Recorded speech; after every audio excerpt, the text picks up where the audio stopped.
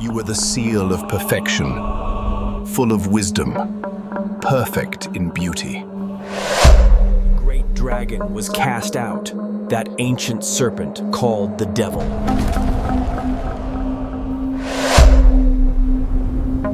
I will ascend above the heights of the clouds.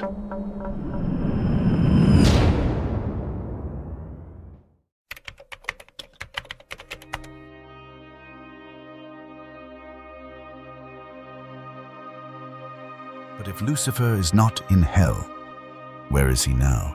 Like if this stirred your spirit, subscribe to join the journey. Thank you for walking with us.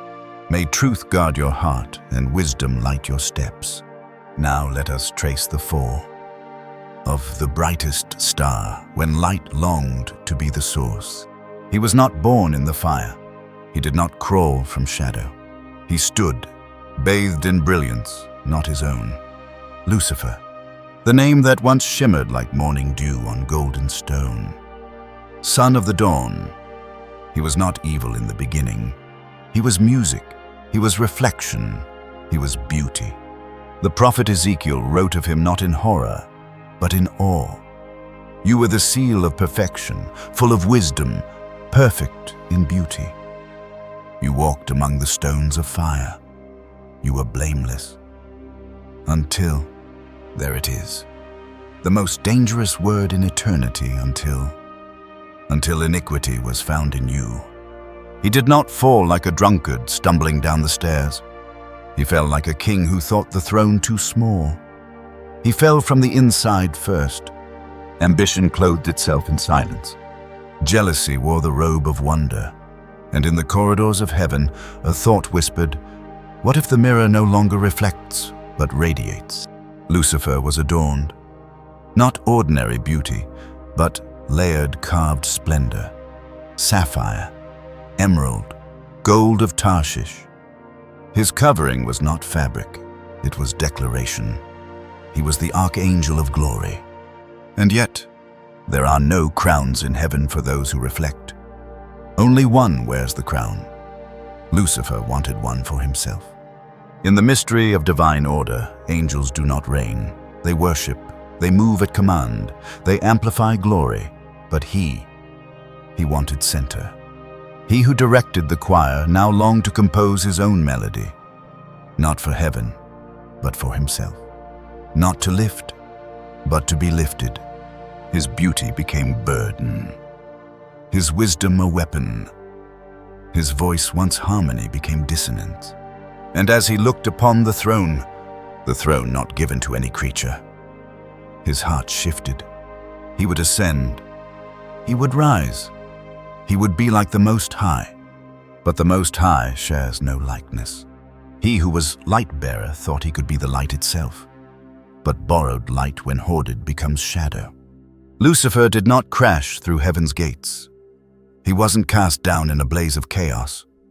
Not yet. He was first exposed by silence, by stillness, by the absence of agreement in heaven's chorus. There was no applause, only pause. Angels, beings of flame and form, turned their gaze, not in judgment, in grief. A brother of radiance was becoming something else, a fracture in glory, a disharmony in eternity. And still he stood, head high, cloak gleaming, face calm. But his silence was loud. He did not kneel, he did not speak. He waited for a kingdom that would never be given. Heaven does not argue, it only reveals. And as the Most High looked upon the one who had once been music, there was no wrath, only decree. You were perfect until pride was found in you. The heavens did not shake.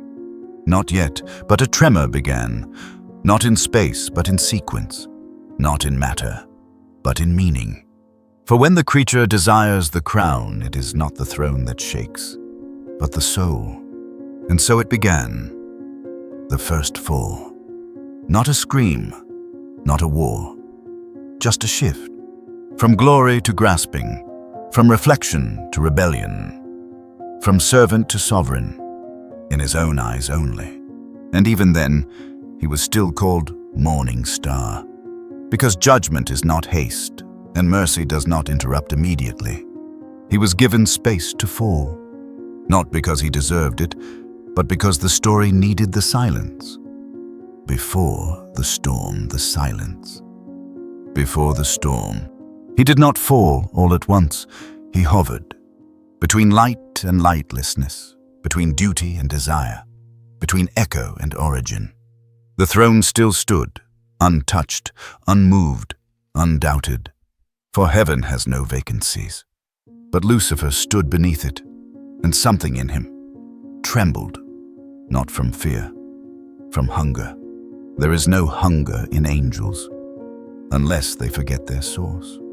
He had been trusted with beauty, trusted with position, trusted with light, and trust when cracked makes no sound, but all of heaven hears it. There was no open rebellion, no declaration of war, just an absence, a quiet dissonance in the music of eternity. Michael noticed it first. He stood across the crystal sea wings, furled brow low. The song was still playing, but one note, one single note, was trying to become its own melody. He watched Lucifer, watched his stillness, watched his silence, watched the flicker in his gaze as he looked not at the throne, but past it. Lucifer did not speak. Words are dangerous when the soul is split. But thoughts leak. And what he thought, he believed heaven could not hear. But heaven is not deaf. It simply listens long. Michael approached. He did not speak either. For what do you say to a brother becoming shadow? The throne remained quiet. The one seated did not rise. For when the king knows the end, he does not fear the beginning. And the angels watched, not with fury, with ache.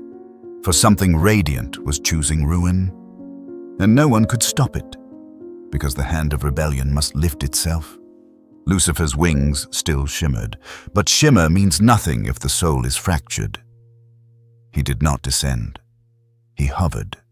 Some say the fall was instant, a flash of divine rejection, but scripture suggests a slowness, a patience, a letting go, because love even wounded waits. Lucifer stepped away from the stones of fire, away from the pulse of light that sang in perfect rhythm, and the moment he turned, he created space, not just in heaven, in himself. He now carried absence, not of light, but of submission.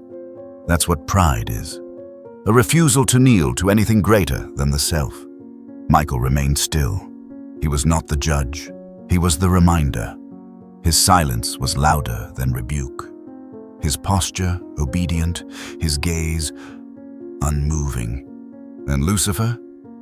He smiled. Not with joy, with certainty. He had made a choice. To rise, not by grace, but by grasp. He turned his back to the throne and did not fall. Not yet. He was still permitted to stand, because heaven is just. And justice requires clarity, not impulse. A single ripple moved across the sea of glass, not caused by feet, but by finality. Lucifer, once the archangel of light, now stood as contradiction, brilliant and broken, radiant and rebellious. And heaven, which had known only unity, now witnessed fracture. Heaven did not tremble. The throne did not flicker, but something had shifted. Lucifer was no longer of the harmony. He had become dissonance. And, as he stepped forward, not down but toward independence, the heavens whispered without sound. This is the beginning of the end. The fall without sound. He did not fall with thunder. There was no clash of cymbals, no trumpet of exile. He simply wasn't there. The place he once stood still shimmered, but the shimmer no longer had a source. The space did not collapse. It adjusted. Because heaven lacks nothing, even when something leaves. Lucifer had not been cast out, not yet. But something in him had already fallen. Fallen from joy, fallen from trust, fallen from worship. Fallen Inward, there is a kind of descent that makes no sound. It is not a scream. It is a... That silence echoed louder than a rebellion. He no longer sang. And heaven noticed. Heaven, you see, is not loud. It is tuned. A place where every being is a note, and every note bends to the composer's breath. Lucifer once. Harmony now held a hum that would not resolve. It was beautiful, still, but off, slight, enough to unsettle. The seraphim paused. They did not draw swords. They closed wings. They waited. Because glory does not panic. Lucifer moved among them like a melody in the wrong key. His garments were the same, but his step, it didn't follow the rhythm anymore. He walked apart, not by space, by spirit. He no longer looked toward the fog on the throne. He looked around, surveying, weighing, wanting. And yet, no sin was named, no line crossed, only the weight of withheld devotion. It was enough. For when a creature built to reflect refuses to turn, it begins to generate shadows. Lucifer stood atop the high places, the holy mountain of God. He looked upon the sea of glass, where Michael still stood, still steady. And for the first time, he did not admire. He measured. And the distance between them was not steps. It was surrender. Lucifer whispered, not aloud, but inside himself, I will rise. I will ascend above the stars of God. I will set my throne on high. I will be like the Most High. No one heard it. But heaven shook, not in earthquake, in order. The notes retuned themselves. The silence thickened. And what had been music paused. For this was not a battle of weapons, it was a breach of worship. A defiance not shouted, but seeded. And God, he did not rush, did not roar. He allowed the silence to speak judgment. Because when the created claims the right to create destiny, the judge need only step back to reveal the fall. Lucifer had not yet left, but he was no longer part. He hovered near glory, but could not carry it. He bore light, but now it burned. And still, he sparkled. Still the beauty lingered. Still the shimmer fooled lesser eyes. But the wise knew he no longer belonged. Because holiness is not a costume, it is alignment. And the most terrifying fall is not from a height, but from harmony. The rift was no longer hidden. Lucifer had not fallen to the earth, but he had already fallen from heaven. He stood, but he no longer stood in alignment. His wings still caught light, but they no longer reflected it. And heaven, which had no shadows, now had a silence that felt dim. No decree was yet spoken, no angel moved against him, but the pause grew thick, not with fear, with separation. Lucifer still sang, but only in the key of self. He tried to join the chorus. The notes were right, but the spirit, off. It was not discord in pitch, it was rebellion in purpose. He no longer lifted praise, he lifted image, his own. He sang to be heard, not to glorify. And heaven heard it. For the first time in eternal history, a note returned to itself. Michael turned again. This time, he spoke. Lucifer, just the name. But the way he said it, it weighed. Lucifer met his gaze. There was no shame, no fear, only distance. I will ascend, he said. Not shouting, not defiant, just certain. I will set my throne above the stars of God.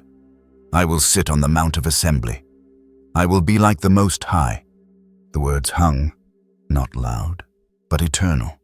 And in that moment, heaven did not strike. It unveiled.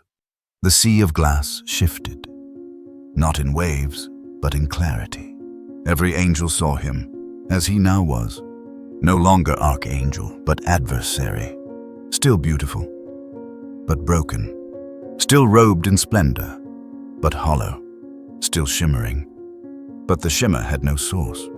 It was echo without voice, flame without heat, form without spirit. And the throne, still unmoved, still radiant, still absolute. From that throne a single word emerged. Not thunder, not fire, just truth. You were perfect, until iniquity was found in you. And with that, Lucifer fell, not yet from the heavens, but from the ranks, from the harmony, from the communion. He did not scream.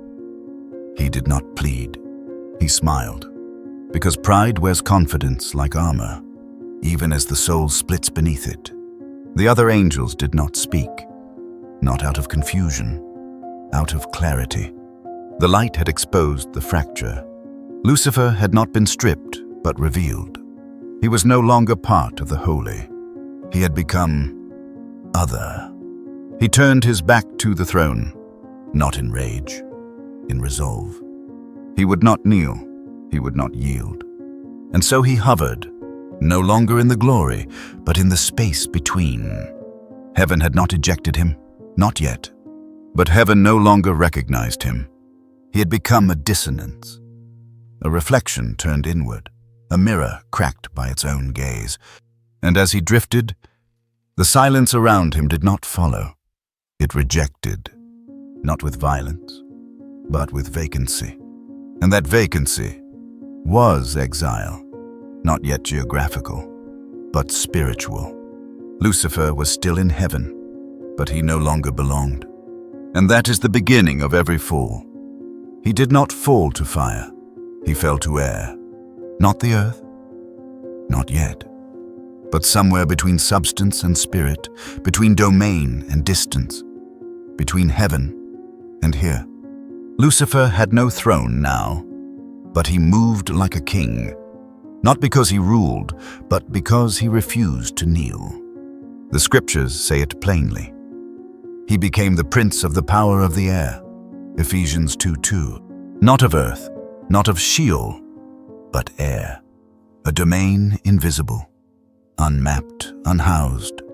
He now reigned over nothing, but influenced everything, because the air is where thoughts travel, where words fly, where spirits whisper. Lucifer became a shadow in the wind. He passed through the atmospheres of desire. He circled ideas, he clung to ambition. He did not command nations, he sowed suggestions.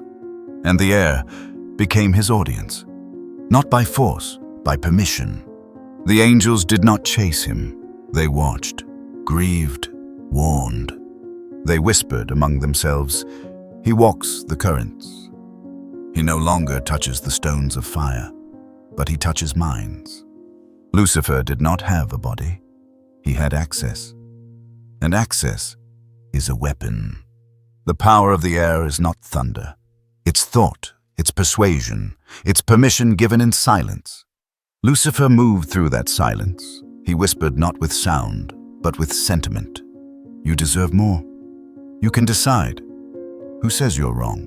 And slowly the air began to respond. Not all, but enough. The influence of the exiled one grew, not with banners, with ideas. His throne was not gold, it was consensus. His crown was not gems. It was the nod of a heart that no longer bowed. Lucifer was exiled, but not powerless. He had been cast from proximity, not from presence. Because where there is pride, there is always room for the prince of the air. The angels marked the shift. They spoke to one another across the realms. Be careful what lingers near the wind. It may carry more than weather. For the wind now spoke, not with volume, with validation. Lucifer had become the father of lies, but he rarely lied outright. He asked questions. Did God really say? Are you sure he's good? Isn't there another way? And air, being formless, carried every doubt. Lucifer didn't need temples. He needed tension. He didn't seek loyalty. He sought openness. Because once a soul opens, he enters not like a fire, but like a breeze. Subtle, cool, comforting, until it moves the flame away from the altar. He no longer needed heaven. He had humanity. And humanity, though made from dust, still breathed air. And in every breath, a whisper waited. That is the exile of Lucifer, not cast into distance, but into influence. Not dethroned from height, but dispersed into thought. He is not everywhere, but his question is, and it lives. In the air we do not see, but still inhale. He did not need a kingdom. He needed access. Lucifer's exile into the air did not reduce him. It refined his method. He learned to move without mass, to speak without voice, to shape without touch. He became influence without image, presence without form. And the air, the very medium of breath, became his domain. He whispered through longing. He reasoned through doubt. He manipulated not by force, but by framing. Lucifer didn't declare war. He asked, why not? He didn't build altars. He built options. He became the unseen architect of false choices. Not heaven or hell, but self. Choose for yourself. Define your own good. Draw your own lines. And the air carried these choices like wind-blown seeds. Not every heart received them, but every heart felt them. Because the enemy of heaven now hunted the affections of earth. He knew his time was limited, but his reach was long because ideas outlast presence. And Lucifer had become an idea. The air doesn't argue. It surrounds. You don't fight it, you breathe it. And so he entered unnoticed, not through temples, through assumptions. He laced himself into values, into songs, into slogans. He did not oppose the sacred. He mimicked it. Be true to yourself. Follow your heart. You deserve to be happy. And beneath these sounds, a shadow coiled. Not because desire is evil, but because unchecked desire becomes God. Lucifer now had billions of thrones, each one inside a soul that no longer knelt. And he did not sit on them. He only fed them glory, fed them hunger, fed them self. And heaven wept, not in defeat, in warning.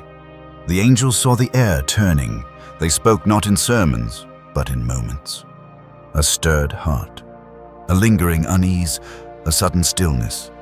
They moved between breaths, between words. They stood in the gaps where choices were made. But only those who looked up saw them. For pride bends the head inward.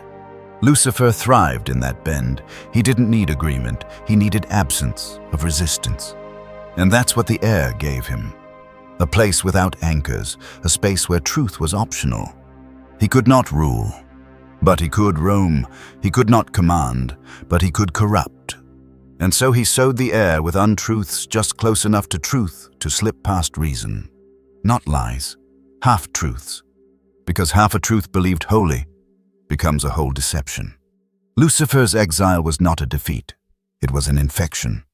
He became the question that never ends, the feeling you can't shake, the voice that never yells, but never leaves. And the earth, though grounded, breathes air. It breathes him, but not forever. Because exile is never final. It is temporary. And he knows the air will not hold him much longer. He will fall again, not inward, not subtly, but visibly. He will not float. He will be thrown. And that will not be silence. That will be judgment. The war was never about fire.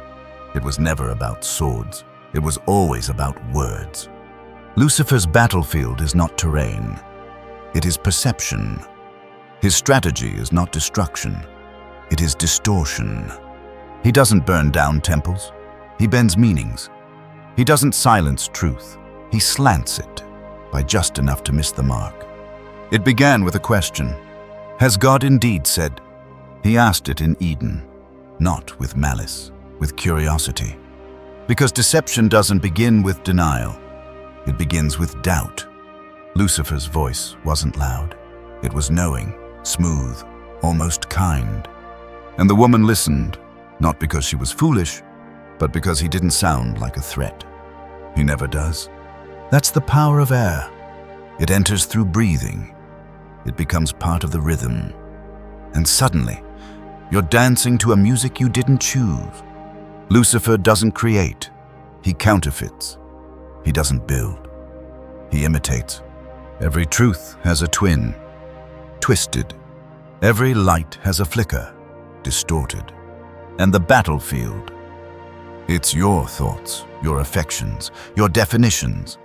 He doesn't tell you to hate God. He asks why obedience feels unfair. He doesn't mock holiness. He rebrands it as restrictive. He doesn't deny truth. He recasts it as perspective. And the world, unanchored, drifts.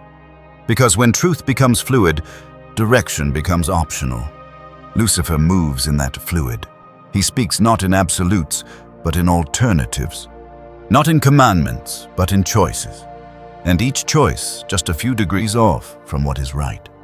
A few degrees, but over time, you arrive far from where you meant to go. That's how he works. Not with destruction, with delay, with distraction, with dilution. He whispers, you can still love God and yourself equally. You can still follow, but choose your steps. And the soul, if not vigilant, nods. Because the lie is dressed in what feels true. Lucifer is not in flames. He is in phrases, in frameworks, in familiar things with unfamiliar shadows. And heaven watches. The angels do not shout. They nudge. They stir. They place unease where deception feels too smooth. A sudden pause. A sharp question. A restless moment during a soft compromise. Those are warnings. Subtle. Sacred. But many silence them.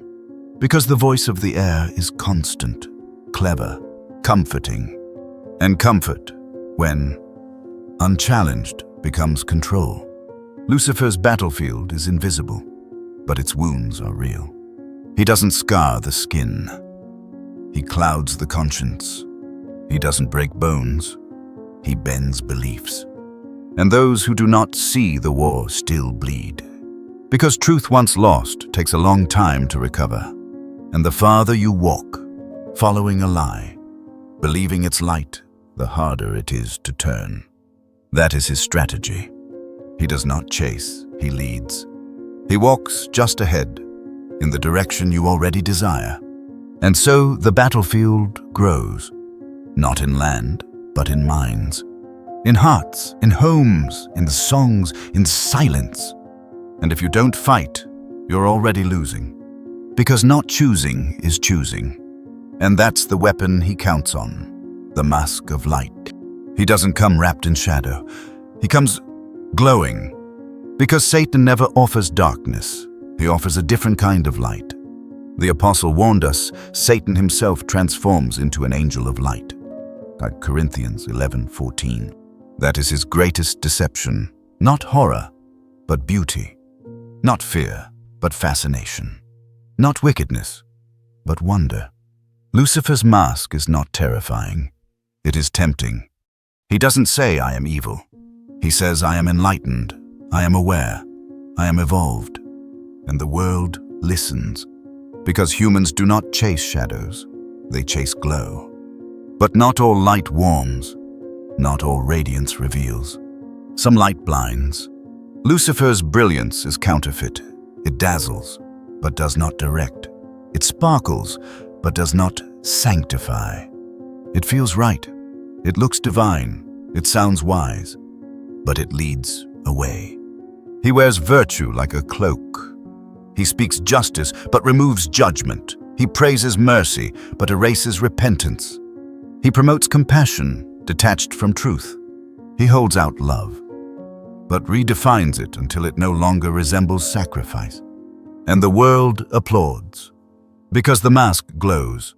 It looks like progress. It looks like freedom. It looks like God. But God is not just light. He is holy light.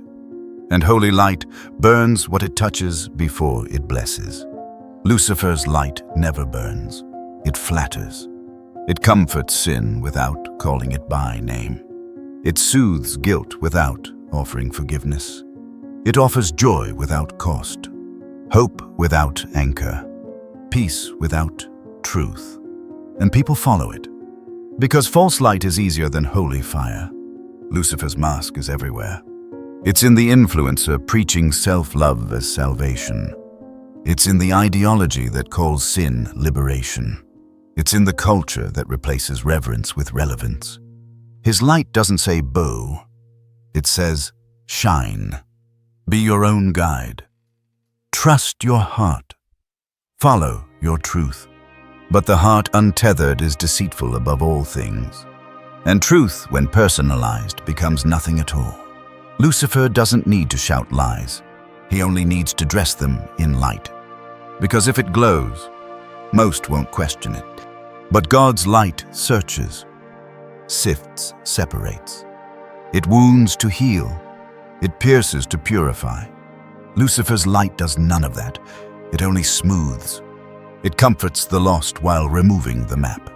It holds the hand that's drifting off the edge and says you're flying. Until it's too late. That's the danger of the mask.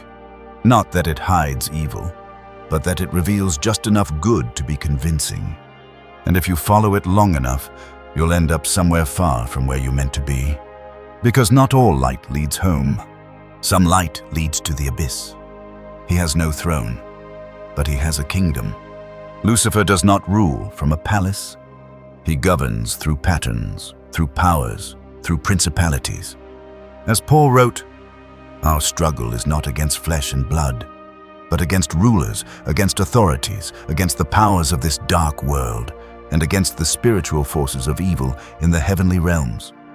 Ephesians 6:12. This is not metaphor, it's map.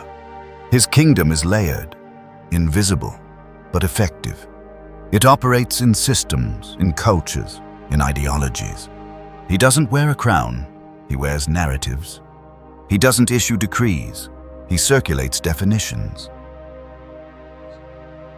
Kingdom grows wherever hearts stop asking, is this true? And start asking, does this work for me? That's his currency. Preference. Not truth, not virtue, but utility. If it feels good, if it makes sense, if it gives me power, it must be right. That's his anthem. And he sings it well. Because Lucifer doesn't demand worship. He redefines it. Worship is attention. And wherever your attention rests, there your altar stands. He does not need statues. He needs screens. He needs followers. He needs distraction. Because a distracted soul is already divided. And a divided soul is easy to steer. Lucifer's kingdom is not marked by flags. It is marked by confusion. He doesn't unify. He polarizes. He doesn't build walls. He erodes foundations.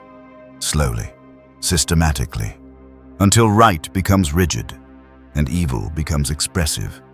He champions self-rule over submission. He glorifies tolerance while silencing holiness. He teaches that humility is weakness, that dependence is failure, that obedience is oppression. And the world, wanting freedom, drinks the poison because it's sweet and it sparkles. Lucifer's kingdom rewards the bold as long as boldness means rebellion. It honors the strong as long as strength means independence. It celebrates love as long as love has no boundaries. His kingdom is not dark, it is distorted. It does not crush, it confuses. It doesn't destroy immediately. It reprograms until the soul forgets what holiness sounds like. And once the echo of heaven fades, any voice can feel like truth. Lucifer has no throne, but he has agreements. Every compromise is a brick. Every unchecked desire is a gate. Every justified sin is an ambassador. And so the kingdom expands, quietly, quickly, convincingly. He doesn't need cathedrals. He needs hearts that once belonged to God, but now serve convenience. He doesn't storm gates. He whispers at doors. And when the door opens, he does not enter with fire. He sits. He listens. He agrees. Until the host forgets he was ever there. Lucifer builds his kingdom, Inside those who don't believe, they've been conquered. Because his rule does not require surrender, only neglect. And when the throne of your life is empty, he sits. The kingdom without a map. You won't find it on any globe. Lucifer's kingdom has no borders, but you live in it. You breathe its air. You wear its slogans. You repeat its values. And most never notice. Because his kingdom doesn't announce itself. It absorbs. It doesn't conquer cities. It captures definitions. Words like freedom, justice, truth.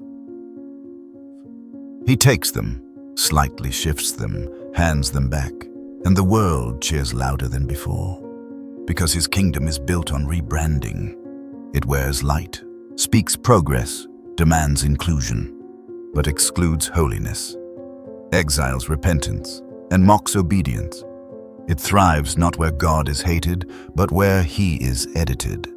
Where scripture is quoted, then questioned. Where holiness is admired, then sidelined. Where truth is preached, but made optional, and the enemy smiles. Not because you denied God, but because you redefined him. That's how his kingdom spreads, not with bombs, but with billboards, not with force, with framing. Not with heresy, with half verses. And the angels grieve.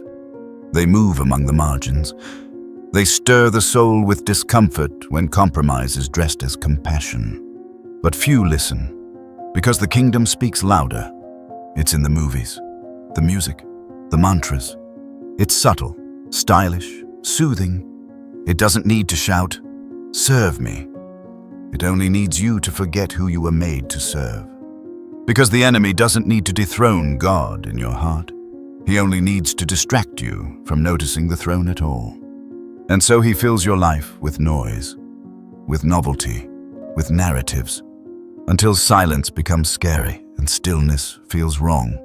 Because stillness is where truth speaks loudest. Lucifer's kingdom avoids that. It keeps you scrolling, buying, building, performing, always moving, never pausing. And in the blur, discernment fades.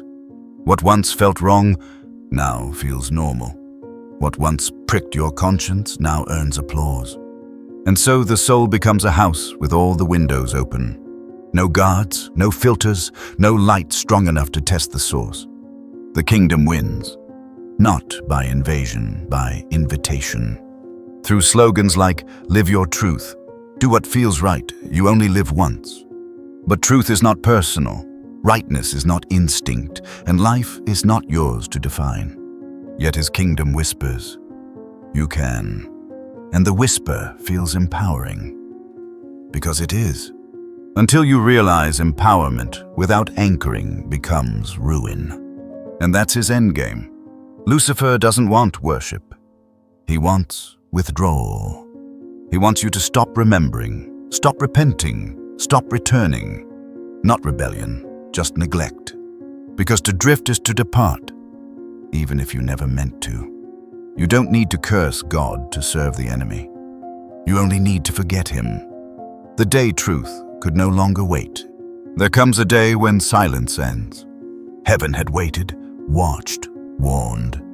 But now, it stood.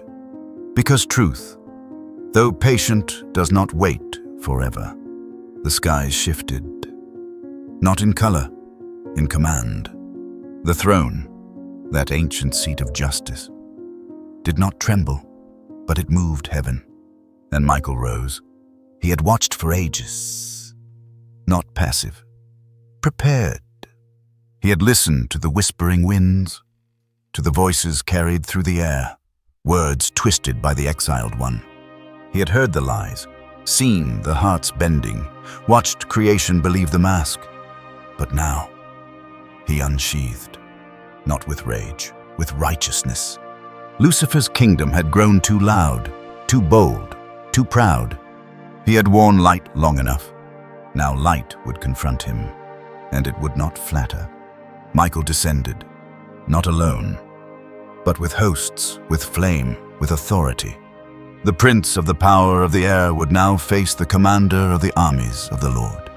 And heaven no longer whispered, it roared, not in chaos, in clarity. The line was drawn, not on earth, in spirit, between what belonged and what betrayed. And the betrayer still sparkled, still smiled.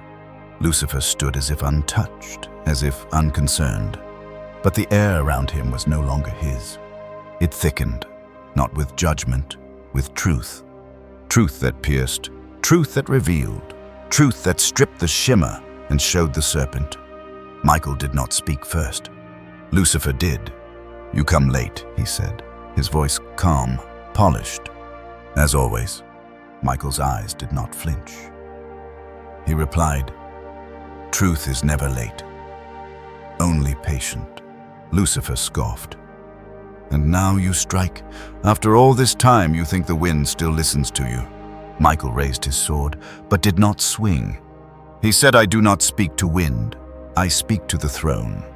And the throne answered, with silence that split atoms, with stillness that shattered deception. Lucifer turned, and for the first time in ages, he flinched. Because the silence no longer ignored him, it indicted him. His light flickered, the mask cracked, and all who followed him saw what lay beneath. It was not glory, it was grief. A soul consumed by its own reflection. Lucifer reached out, not in surrender, in rage. But truth requires no permission to reveal. Michael stepped forward, not to argue, to end it, because the day had come, not for persuasion, but for proclamation. And the final word from heaven was not a suggestion. It was a sentence. He was cast down. He did not fall. He was cast. That is the difference. Lucifer did not descend in reflection. He was thrown in judgment. Heaven does not tolerate rebellion. It exposes it, then expels it. Revelation speaks it clearly. The great dragon was hurled down, that ancient serpent called the devil or Satan who leads the whole world astray. He was hurled to the earth and his angels with him. Revelation 12:9. Not stepped down, hurled like lightning, fast, final, furious. The prince of the power of the air was no longer in the heights. The mask shattered, the light extinguished, the echoes stopped, and what remained was fall. He fell through realms, through atmospheres, through what once knew him but no longer welcomed him. He did not cry out. Pride cannot scream. It can only rage silently as it spins downward. And with him, 1/3, not debris, but choices. Angels who believed the shimmer, who bowed to ambition, who traded wonder for war. They did not fly. They plunged, not with glory, with gravity. Because what rises in pride always collapses in truth. The heavens did not mourn. They exhaled. The infection had been removed, the fracture cleansed. But earth now braced. Because the one who once sang before the throne now stalked beneath the clouds. No longer Lucifer, now Satan, the adversary, the accuser, the deceiver. He had fallen, but not finished. The impact was not his end. It was his new beginning. His light was gone, but his cunning remained. He no longer glowed, but he still whispered, and the earth still breathed. Lucifer had lost position, but not agenda. He could not reach the throne, so he would reach what the throne loved. Us. Not because he desired us, but because God did. And nothing wounds love like corrupting what it cherishes. So he walked, not with form, with fury. He watched, waited, spoke in the dark to those who listened, and many did. Many still do, because his fall did not close the war. It scattered it. Now every heart, every home, every history was a battlefield. Lucifer was cast down, but the question he carried still rises. Who will you follow? The fallen, who still whispers. He fell, but he did not vanish. He was cast out, but not silenced, because the enemy, even defeated, still speaks. Not in thunder, not in fire, but in echo. He whispers, through thoughts that flicker, through guilt that lingers, through fears you can't name. He moves in the quiet after failure, in the ache behind success, in the pause before decision. He is not light now, he is shadow. The outline of a lie, framed in what sounds almost right. He doesn't say God hates you, he says God's disappointed. He doesn't declare, you're worthless. He suggests you should be better by now. He knows how to dress condemnation in the clothing of conviction. He no longer wears glory, he wears toktumah. Subtle, suggestive, suffocating. He doesn't roar, he repeats. You've failed before. You always fall. You'll never change. And those who don't discern think it's their own voice. Because the enemy doesn't need to possess you. He only needs to persuade you that his thoughts are yours.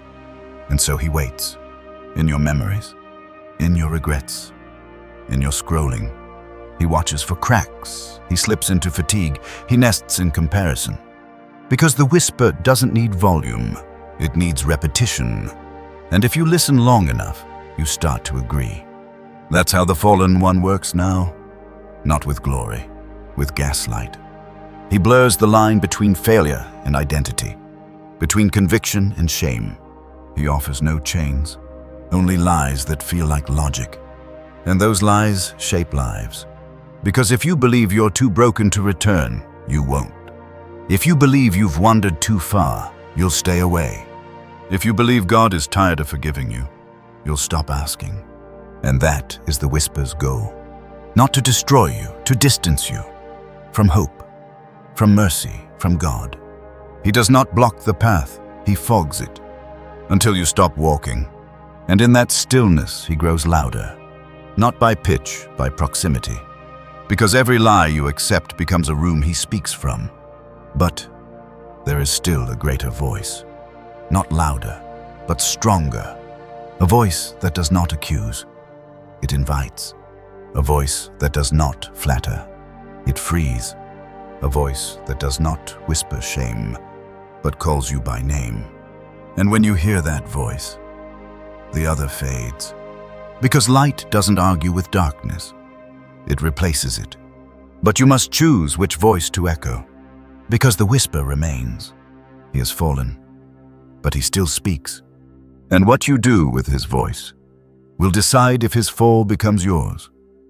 The war is no longer in heaven, it's in you. He no longer fights angels, he fights you. Not with swords, but with suggestions. Not in skies, in silence. The battlefield has moved, from realms unseen to rooms within. Your mind, your will, your heart, that's where he plants his war. Not with force, but with framing. He paints disobedience as expression, sin as authenticity, rebellion as self-respect. And if you believe it, he doesn't need to conquer you. You've already knelt, not outwardly, inwardly.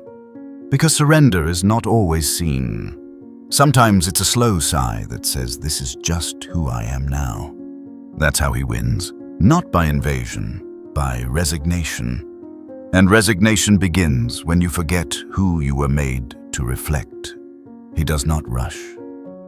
He reshapes, slowly, softly, through feelings, through fears, until truth becomes too heavy and compromise feels like relief. He does not knock, he waits. Because the doors he enters are opened from within. He has no keys, he only needs consent. And consent doesn't always sound like yes. Sometimes it sounds like silence, like delay, like distraction, like not today. But every time you choose what you know is less than light, you dim, and darkness grows. Not in your world, in your witness. He doesn't destroy altars, he replaces them. with performance, with praise of men, with platforms that glitter but don't ground. And the heart, once made for glory, becomes a throne for self. That's all he needs. Because if the seat is taken, God will not sit. The war now is not who rules the cosmos. That is settled. The war now is who rules your soul. And the choice is daily. Because every day you enthrone something. Fear, pride, approval, ambition, or truth. Every day, a crown is placed, and only one hand should wear it. But if you forget, if you drift, if you grow numb, another hand will reach for it, quietly, constantly. And if you don't resist, you won't notice. Because he does not enter with destruction. He enters with agreement.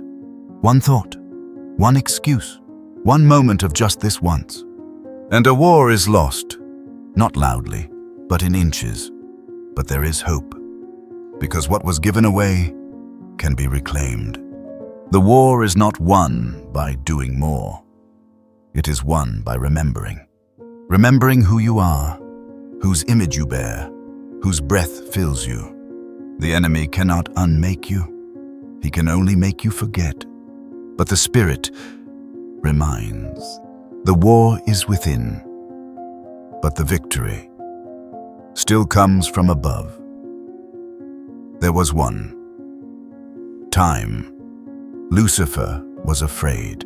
It wasn't when he was cast down. It wasn't when Michael stood against him. It wasn't when heaven fell silent. Lucifer feared only once, in the desert, not in thunder, not in fire, but in stillness.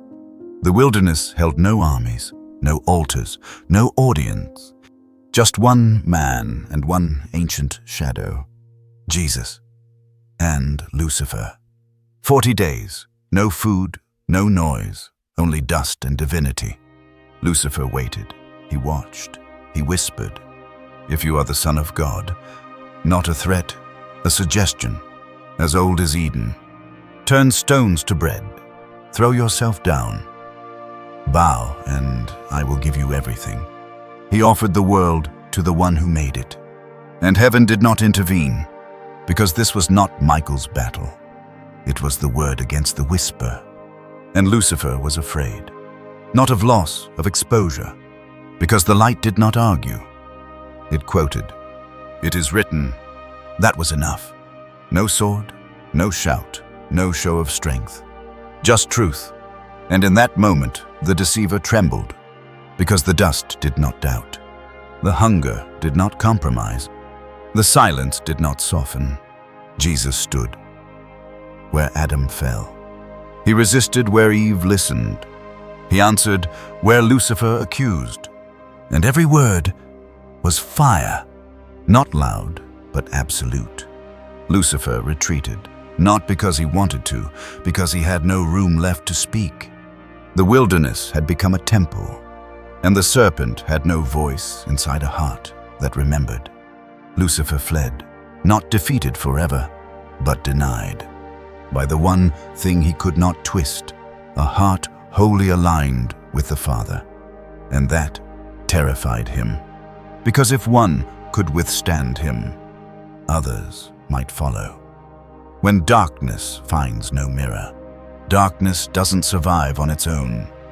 It needs agreement. It needs reflection. It has no life, only echo. Lucifer thrives not when he is strong, but when someone believes he is. He has no throne, only borrowed space. And the only thing he can rule is what reflects him. That's why Jesus terrified him. Not because he shouted, but because he didn't echo. The desert tempted him, but found no agreement. The stones stayed stones. The hunger stayed holy. The dust stayed loyal.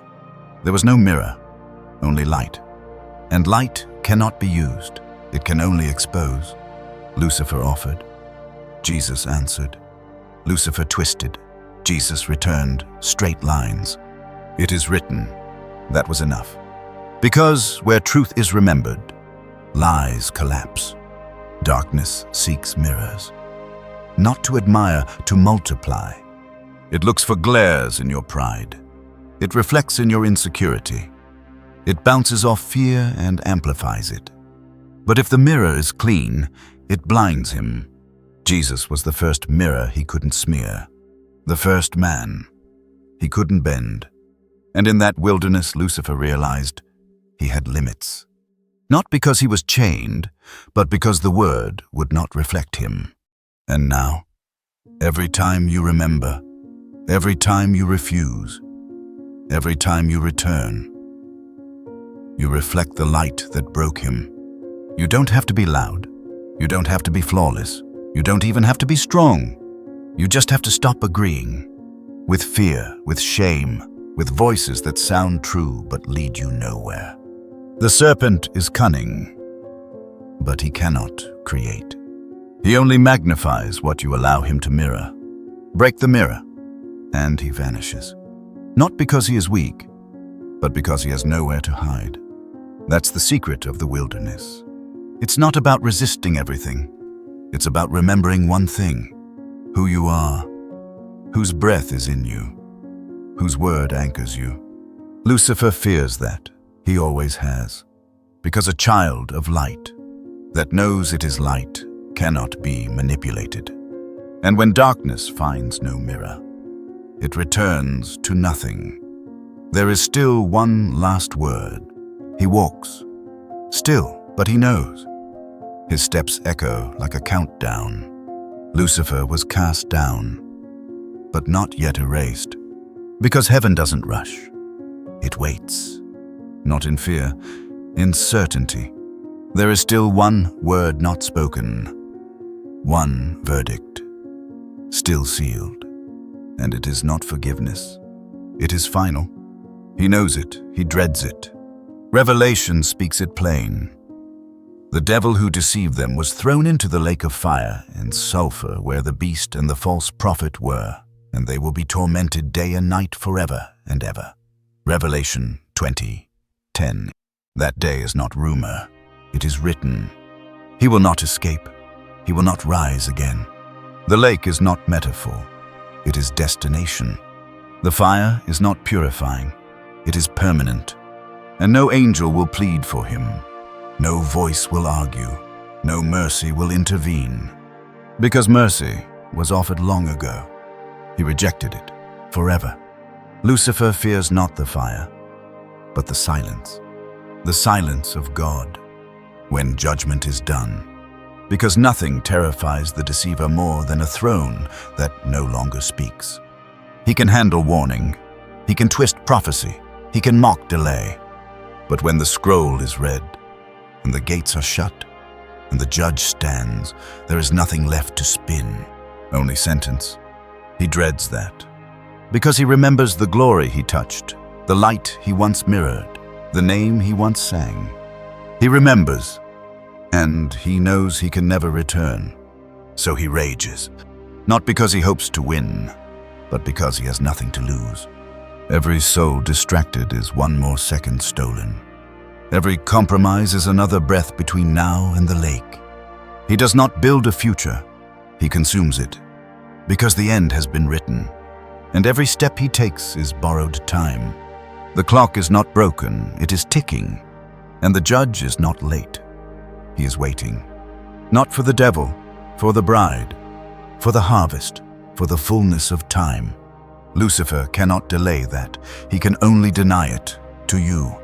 If he can make you doubt the ending, he can make you waste the now. That's his last weapon. Not claws, not thunder, but suggestion. Maybe this isn't real. Maybe the fire is a metaphor. Maybe judgment is old-fashioned. But eternity does not bend. And truth will not change. There is still one last word. It will not be shouted. It will not be debated. It will be delivered and sealed. And when it comes, the deceiver's voice will vanish forever. His fall is written. But what about yours? Lucifer's end is sealed, but yours is still being written. His fall was pride. Yours doesn't have to be. He chose exile. You're offered return. He twisted truth. You're invited to trust it. He wanted the throne. You're asked to kneel before it. You are not him, but you can follow him. That's the danger. Because the deceiver's voice still weaves through your thoughts, still whispers in the silence, still dresses rebellion in the fabric of freedom. And the fall always begins in agreement. One compromise, one drift, one forgotten moment of who you are. That's how he works. Because he cannot touch your soul, he can only lie to it. But you still choose who holds the pen. Every day you write, with your thoughts, with your loves, with your yes, with your silence. Heaven reads, hell watches. But only you decide the next line. You are not destined for the lake. You are designed for light. But design without decision means nothing. And so the question remains, will your life echo the one who broke him, or the one who broke himself? Lucifer's story is finished. Yours is open. And every moment is ink. What will it say? That you knew the truth but chose your truth. That you saw the light but loved the shadow. That you heard the voice but listened to the whisper. Or will it say, you remembered, that you rose, that you resisted, that you ran back to the throne. Not perfect, but returned. Not flawless, but found. Not proud, but beloved. Because your fall is not final if you still choose. And your ending can be glory if the one who stood in the desert now stands in your heart. The story of Lucifer is done, but yours still speaks. And eternity will echo what you decide. Thank you for walking this path with us. If this journey stirred something in you, a question, a memory, a whisper of truth, then this was not just a story, it was a mirror. We invite you to like this video, subscribe to this channel, and share it with someone who may need light in their wilderness. Your support means more than numbers. It builds a space where sacred stories still breathe. May peace rest on your mind. May clarity guard your soul. And may the voice of truth always be louder than the whisper of the fall. We'll see you in the next story. Until then, stay anchored, stay awake, stay His.